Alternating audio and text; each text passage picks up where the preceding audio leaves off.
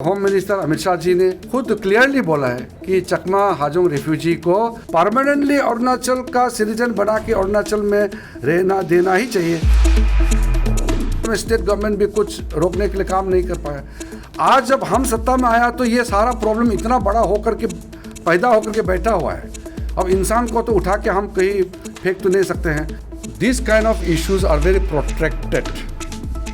It has large numbers of people involved in it. The guilty people must be punished, but innocent people not be unnecessarily harassed. और अभी हम लोग ने जो निर्णय लिया, 3 जज अरुणाचल से बनेंगे हाई कोर्ट में पहली बार, चाहे कमीशन में हो या राज्य सरकार का डिपार्टमेंट में हो। अपने ही लोग चोरी करता है, बैंक मैनेजर बैंक से पैसा खुद लूटेगा। आप लोग भी जब सवाल पूछते हैं या इस तरह का सब्जेक्ट के बारे में चर्चा करते हैं तो आप लोग भी थोड़ा अध्ययन करके वो लोगों को बताना है। मैं अभी मानीगांव जाके आया। मानीगांव का जो लास्ट विलेज तदादेके से लेकर के हैंकर कैंप तक एकदम बॉर्डर 0 पॉइंट तक जो मूलभूत सुविधा है वो पहुंच गई है। लगभग 40,000 करोड़ का फ्रंटियर हाईवेज जो भारत सरकार ने अप्रूव किया है उसका अभी डीपीआर का प्रोसेस चल रहा है। अरुणाचल प्रदेश का पूरे के पूरे एक इंच सेफ और सिक्योर करने के लिए भारत सरकार पूरा कदम उठा रहे हैं। कल गृह मंत्री जी वाइब्रेंट विलेज प्रोग्राम का उद्घाटन किया। हमारा प्राथमिकता ये है, मोदी जी ने जैसा कंसेप्चुलाइज किया कि भारत का जो कोने में बॉर्डर एरिया में जितने गांव हैं ये हमारा प्रायोरिटी विलेजेस है, ये हमारा फर्स्ट विलेजेस है। इस तरह का जो कैबिनेट ने पास किया उसको कल औपचारिक रूप से लॉन्च किया। पहले 2014 से पहले जो पॉलिसी था उसको चेंज किया है। पुराना पॉलिसी ये था कि बॉर्डर एरिया में अच्छा सड़कें नहीं बनाना है, इंफ्रास्ट्रक्चर खड़ा नहीं करना है क्योंकि चाइना अटैक करके उसको यूज़ करेगा। ये पुराना सरकार का सोच था। मोदी जी ने ये सोच को कम्प्लीटली बदल दिया है और आज अरुणाचल के जितने गांव हैं, बॉर्डर एरिया है, सब पे अभी जो मूलभूत सुविधा है वो पहुंच गई है। मैं अभी मानीगांव जाके आया। मानीगांव का जो लास्ट विलेज तदादेके से लेकर के हैंकर कैंप तक एकदम बॉर्डर 0 पॉइंट तक का रास्ता अभी कंस्ट्रक्शन चल रहा है। तकसिंग का रास्ता भी पहुंच गया है, उसका अभी इम्प्रूवमेंट चल रहा है। माजा का 1% छोटा सा सिर्फ रह गया है। गेलेमू से लेकर के माजा का रास्ता भी एकदम फाइनल स्टेज में है। किबितू का रास्ता अच्छा बन रहा है। इस तरफ में टूटिंग से गेलिंग और बिशिंग का जितना भी एरिया में रास्ता का काम हमारा बहुत अच्छा से चल रहा है। थोड़ा सा डिले जो हुआ उसको हम लोग ने स्पीड अप करने के लिए प्रयास किया है। लगभग 40,000 करोड़ का फ्रंटियर हाईवेज जो भारत सरकार ने अप्रूव किया है उसका अभी डीपीआर का प्रोसेस चल रहा है।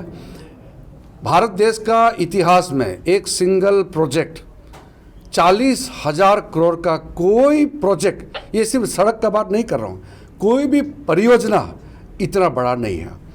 आप बम्बई से लेकर के दिल्ली की जो एक्सप्रेस हाईवे है, 3-4 बड़े बड़े स्टेट और शहरों का मिलाकर के भी लगभग 1 लाख करोड़ का इन्वेस्टमेंट है। ये अरुणाचल जैसे सुदूर इलाका में इतना बड़ा प्रोजेक्ट मैंने जब 2014 में फ्रंटियर हाईवे का जब जिक्र किया था तब से लेकर के आज तक मैं सोच रहा था कि ये प्रोजेक्ट अगर कोई करेगा तो मोदी जी ही कर सकते हैं। उसके अलावा जो हमारा बॉर्डर एरिया में बाकी जो स्कूल, बिजली, पानी जितना सुविधा है वो सब भी पहुंचने लग गया है।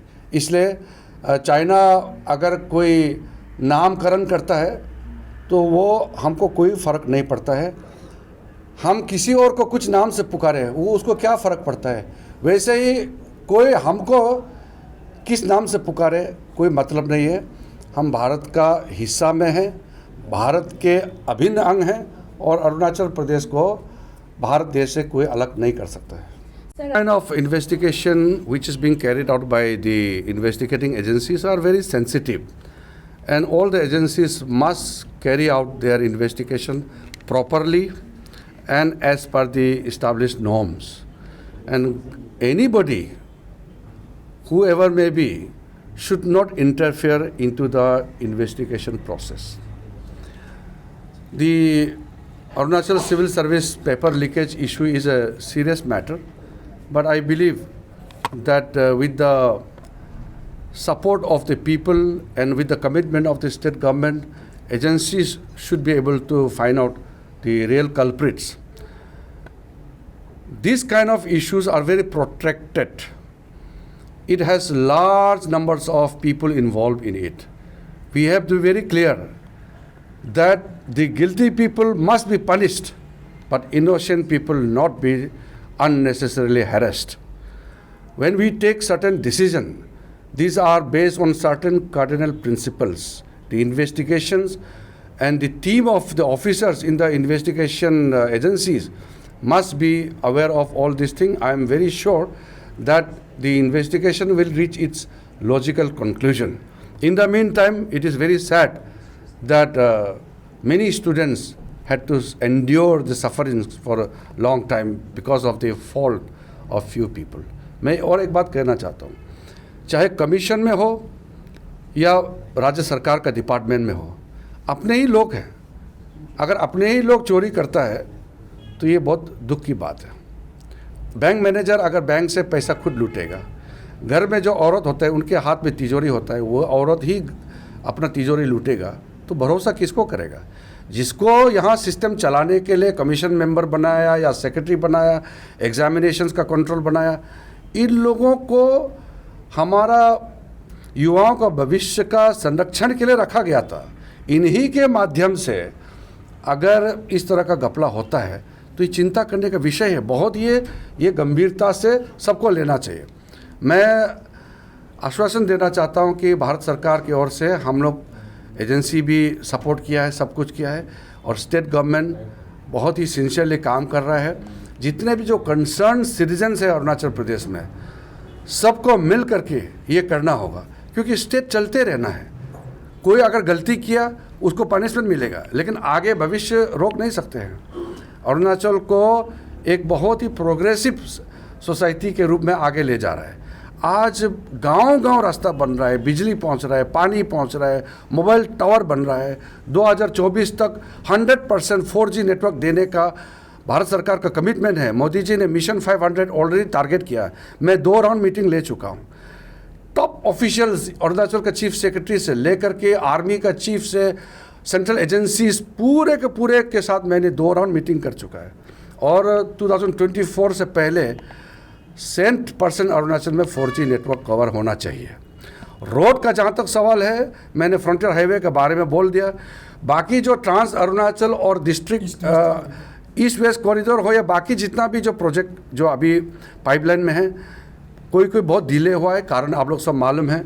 मैं तो सिर्फ इतना ही निवेदन करूंगा कि ये कॉम्पेंसेशन लैंड ये सब चक्कर में मत पड़िए ज़्यादा। जिसको जो मिलना चाहिए मिलना है, लेकिन जो लैंड मेजरमेंट करता है वही बदमाशी करेगा, जो पीपल्स रिप्रेजेंटेटिव है वही गलती करेगा, तो ये ठीक नहीं है। पब्लिक को भी सपोर्ट में बाहर आना चाहिए और जो ऑफिसर्स हैं वो पूरा रिस्पॉन्सिबिलिटी लेना चाहिए। जन से कोई स्कीम का डिले नहीं होता है, सैंक्शन टाइमली होता है। जो आज तक कल्पना नहीं किया ऐसा स्कीम हमने सैंक्शन किया, तो यहाँ इम्प्लीमेंटेशन में डिले होता है तो मुझे दुख लगता है। जैसे फ्रंटियर हाईवे है, ये किसी ने पब्लिक डिमांड नहीं था, ये मेरा अपना सोच से प्रधानमंत्री जी के सामने में बात रखा। प्रधानमंत्री जी ने पूरा इसको प्रॉपर फॉर्मेट में चर्चा करके तब इसको पास कराया। मोदी जी का जो आशीर्वाद अरुणाचल प्रदेश के ऊपर, पूरा नॉर्थ ईस्ट के ऊपर जो दे रहे हैं, इसका बराबर कोई सोच भी नहीं सकते हैं।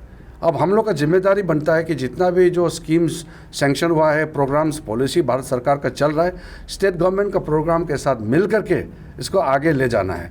और मैं ये मानता हूँ कि अगर बड़ा प्रोजेक्ट जो चल रहा है अगर कंप्लीट हो जाएगा 2-3 साल के अंदर में, तो पर कैपिटा इनकम अरुणाचल जो है इंडिया में नंबर 1 हो जाएगा।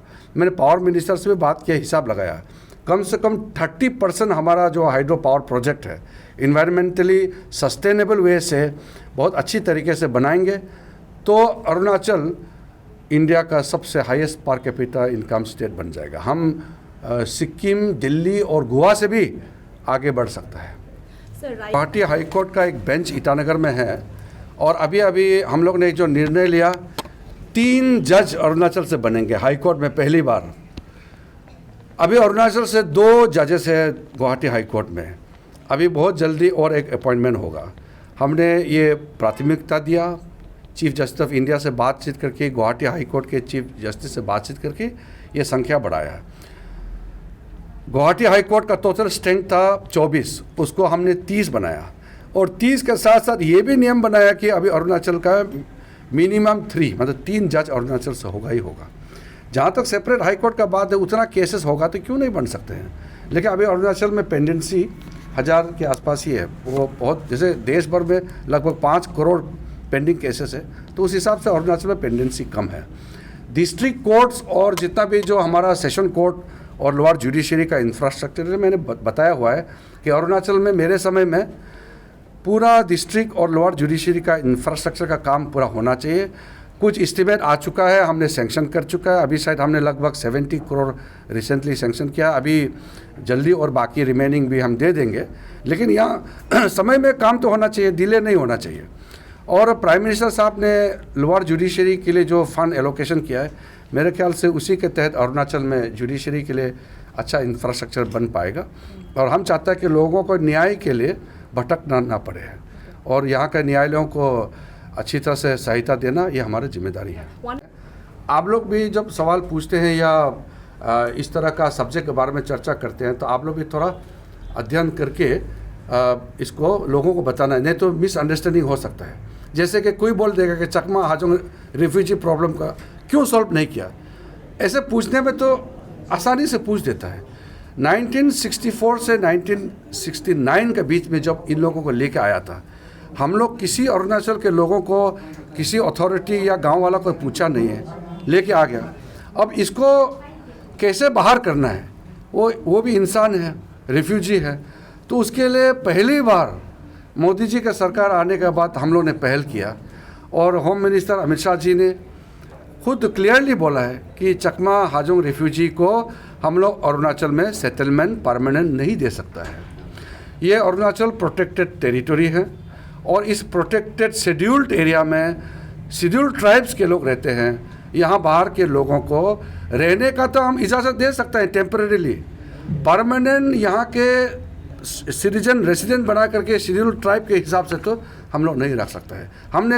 हमने चकमा हाजोंग रिफ्यूजीज़ के जो कम्युनिटी को अपील किया है कि अल्टरनेटिव आप लोगों को जगह ढूंढने का प्रयास चल रहा है, आप लोग भी साथ दीजिए, क्योंकि अरुणाचल में आप लोग कम संख्या में भारत सरकार ने उस ज़माने में लेके आया, लेकिन संख्या बढ़ गया, इंक्रोचमेंट हो गया, फॉरेस्ट लैंड भी इंक्रोचमेंट हो गया।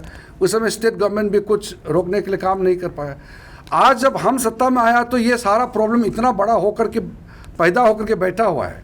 अब इंसान को तो उठा के हम कहीं फेंक तो नहीं सकते हैं, उसको इंसानियत तरीके से ही पेश आना पड़ेगा। तो हम लोग ने अच्छा से, बहुत इज्जत से उनको हमने दरख्वास्त किया कि आप लोग बाहर कहीं भी सुविधा आप लोग के लिए भारत सरकार साथ देगा, लेकिन आप लोग चकमा हाजोंग को परमानेंटली अरुणाचल का सिटीजन बना के अरुणाचल में रहना देना ही चाहिए, ये मत बोलिए। हमने रिक्वेस्ट भी किया है और भारत सरकार का मंशा को भी हमने उनको कहा है।